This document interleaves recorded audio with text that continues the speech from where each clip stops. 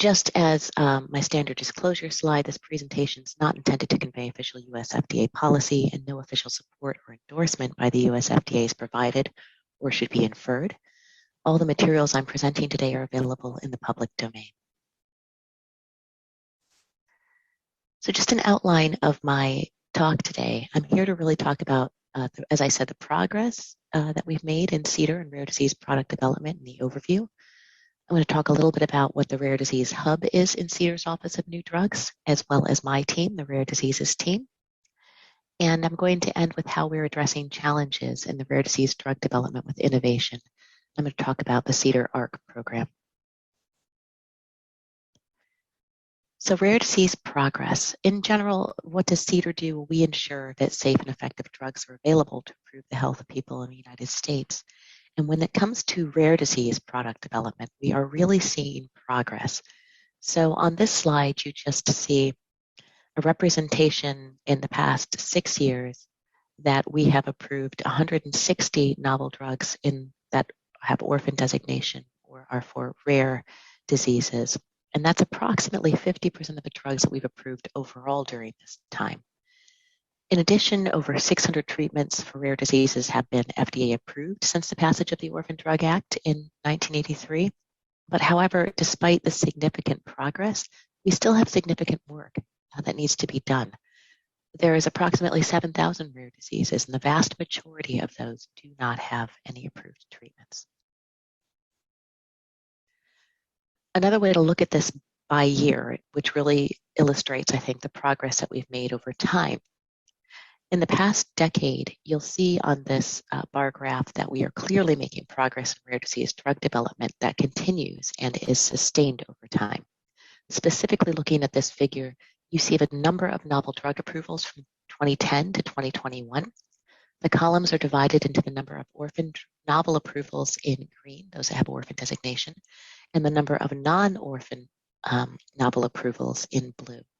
The purple line above the bar, the stacked bar that illustrates each year, shows the percentage of orphan drug approvals within that year of all approvals in a specific year. And what you can take away from this is that the percentage has been steadily increasing. When you take a look at what we have in terms of our investigational new drugs, so the INDs, those that show active drug development but have not yet been submitted for a marketing application, you see a similar trend. So going back over, from 2016 and through 2021, you see that we are continually seeing an increase in investigational new drugs that are looking at treating rare or orphan diseases.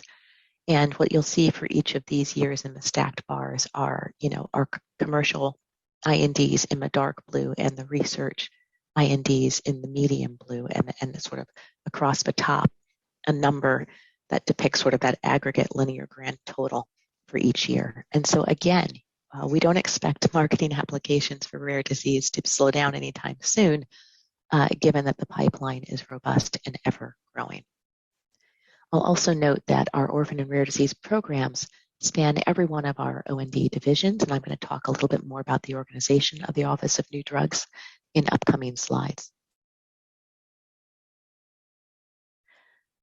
But before I get to that reorganization, I do want to touch upon another thing that you'll note, the CDER's use of our expedited programs. And we have a really good guidance out on this that if you haven't read, really helps to sort of illustrate the importance of these programs. These are programs that are intended to facilitate and expedite development and review of new drugs to address unmet medical need in the treatment of a serious or life-threatening conditions. Many rare disorders fall within this bucket. As you can see in this graph, it just sort of shows between sort of that similar time frame, 2015 to 2021, the use of these expedited programs in our orphan products. And you'll see that those rare diseases that are orphan designated for rare diseases really tend to make use of these programs, which really give them the benefit of additional resources and interactions with the FDA throughout the development process, more so than those for our non-rare diseases. And I also just want to note one thing important for those interested in surrogate endpoints, the accelerated approval program, which is similar to the other expedited programs in the fact that rare disorders and diseases utilize them more so than non-rare. But this is really where you have something that's treating a serious condition that provides a meaningful advantage over available therapies and demonstrates an effect on a surrogate endpoint that is reasonably likely to predict clinical benefit. And this is important in rare diseases because many diseases can be chronic, and the time to detect a direct clinical benefit can be quite long, in fact spanning over decades. Now getting to that organization that I was talking about within CDER in the Office of New Drugs. So we recognize the importance of collaboration and have taken steps to really modernize our new drug regulatory program. In 2020, we reorganized, we completed the reorganization of our Office of New Drugs, and this slide really shows an overview of the clinical offices and divisions within the Office of New Drugs. There are many. There are actually 27 divisions, and they are organized within 8 clinical offices that oversee the Office of New Drugs divisions. So there's 27 clinical divisions and 6 pharm tox divisions that you see represented on this slide. The idea was really to organize them in offices more aligned with therapeutic areas. I would like to just point out that within this reorganization, we created a rare disease hub that lives within the Office of Rare Diseases, Pediatrics, Urologic and Reproductive Medicine, or ORPERM, and specifically the Division of Rare Diseases and Medical Genetics. So within this division, you really have 2 wings in terms of how CDER is approaching rare disease drug development. You have the Rare Diseases team, which is a rare disease-related cross-cutting programming, policy, education, and engagement team. That's my team. It's multidisciplinary. And you have the Inborn Errors Review Group. And that group really focuses on the application-specific work for applications that are submitted to that division, so pre-INDs, INDs, NDAs, and BLAs. My team has a number of selected activities and responsibilities that you'll see here, and this is by no means our complete list. This is just some that are selected. So when it comes to policy, we are the leads for CDER for cross-cutting rare disease guidances, right? So natural history studies for drug development, common issues in drug development, both of those are great guidances in rare diseases if you haven't seen those. In programming, we lead and chair the International Rare Diseases Cluster with the EMA and Health Canada. We also serve on and coordinate the Rare Disease Drug Development Council, which is an internal council within CDER that discusses both cross-cutting rare disease issues as well as applications with rare disease experts from across the center. We lead and are responsible for the implementation of all of CDER's PDUFA 6 and 7 rare disease commitments. We are now in PDUFA 7. That includes the proposed Rare Disease Endpoint Advancement Program that I'll talk about a little later. We are also SMEs for the Rare Disease Priority Review Voucher. We do education, communication.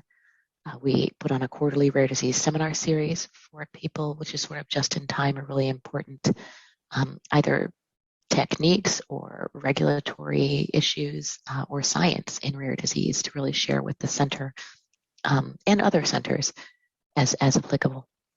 We put on an annual rare disease annual reviewer training day, which is always a real big hit and sort of really tries to cater to our reviewers and giving them really applicable training in rare disease drug application review. We also do, as you see, a number of engagements, such as what I'm doing here today, and I'll talk a little bit more about some of that engagement later, the CDER ARC program. So in general, with all of the things that are going on in rare disease drug development, we've really determined that we face common challenges in supporting these programs. Natural history is often poorly understood. The diseases are progressive, serious, life-limiting, and often lack adequate and approved therapies, so there's urgent need in this space. There are small populations that are restricted to study design options as well as interpretation. There's phenotypic and genotypic diversity within disorder. Development programs often lack solid translational science background, and this is really critical to rare disease drug development, both for development of biomarkers and their use, as well as confirmatory evidence, as many of our trials in rare disease are often meet their substantial evidence of effectiveness burden by having one adequate and well-controlled trial plus confirmatory evidence. That confirmatory evidence often comes out of the translational work that has been done surrounding that product and within the condition. Drug development tools such as outcome measures and biomarkers are often lacking or not fit for purpose for these rare conditions. And then there's lack of precedent, right? So there's a lack of clinically meaningful endpoints. We're hoping to address some of this with the upcoming RDIA program. And there's ethical considerations, particularly for children. And pediatric rare disease comprises approximately 50% of all rare diseases. And when you're going to start trials in children, there are distinct ethical considerations that come to the forefront of being able to do that. There's also common challenges in the environment, right? So many smaller companies are in this space. They have less regulatory experience. There's active patient stakeholder groups looking to navigate and participate in rare disease drug development. There's a dedicated academic community that may have limited knowledge of regulatory requirements or aspects of clinical trial development. And so really, we have to do a good job of engaging our stakeholders to enhance their understanding and gain their alignment and support, because rare disease drug development is truly at its heart collaborative. It requires all of us working together to successfully bring safe and effective treatments to market. So CDER constructed the Accelerating Rare Disease Cures program. Our vision is really to speed and increase the development of effective and safe treatment options to address the unmet needs of patients with rare diseases. And our mission is really to drive that scientific and regulatory innovation, to really be active participants at this table and engage with our many stakeholders internally and externally to accelerate the availability of treatments for patients with rare diseases. This schematic really shows how this is set up and functioning. The governance body of the ARC program is comprised of senior leaders from the Office of New Drugs, the Office of Center Director, and the Office of Translational Science. My team, the Rare Diseases team, serves as the program management office for this. And just because these are the core members of the governing body, and my team is the program management office, doesn't mean we don't additionally work with other CDER's offices and divisions that you see here, as well as other FDA offices, programs, and centers, right? So we still work very closely with our colleagues at Center for Biologics, Center for Devices, as well as many key stakeholders from the Office of Commissioner. Year one, we're really focusing on engagement. So if we engage this year, we can, with stakeholders, we're really going to be able to define those priorities and needs in rare disease drug development in order to better inform our strategy moving forward. So we had a really wonderful fitness conference in partnership with the NIH in May, and that really focused on academic investigators and those learning how to bridge that gap between academic investigation and regulatory drug development. We additionally had another critical engagement also in May, which focused on the translational science, right, of drug development that I already said is so important. So surrogate endpoints, biomarkers, and more. Patients and patient organizations are a key component of rare disease drug development. At the end of the day, this is about a treatment that is going to be utilized by a patient to improve their lives.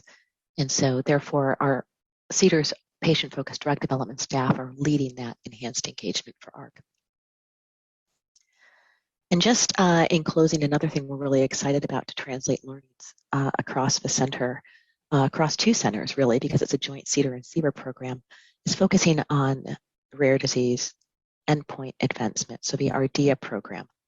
And this program is going to hopefully advance rare disease drug development by providing a mechanism for sponsors to collaborate with us more on a critical component of rare disease drug development, which is an endpoint.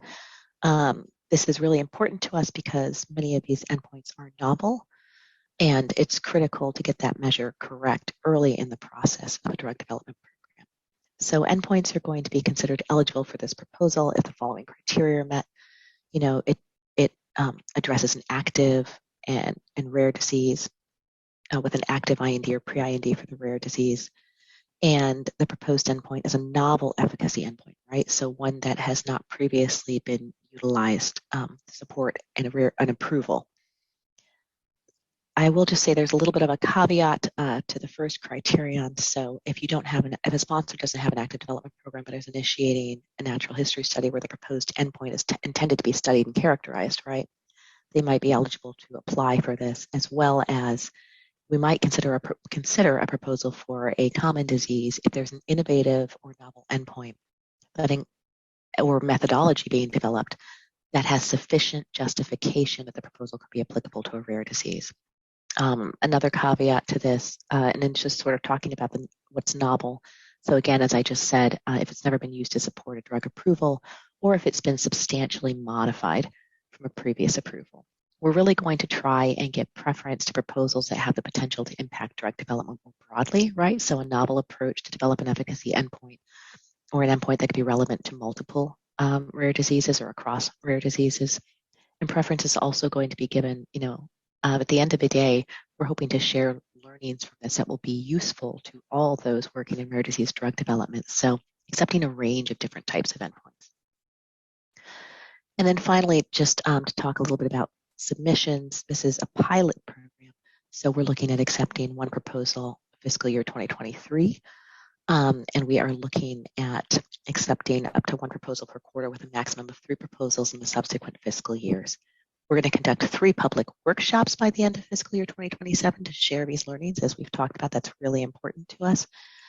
And we are going to promote innovation and evolve science because there's a disclosure element to this. So things may be presented prior to approval. Learnings from this program, so similar to the complex innovative design program, can be presented prior to the approval in things such as guidances, public-facing websites, or public workshops.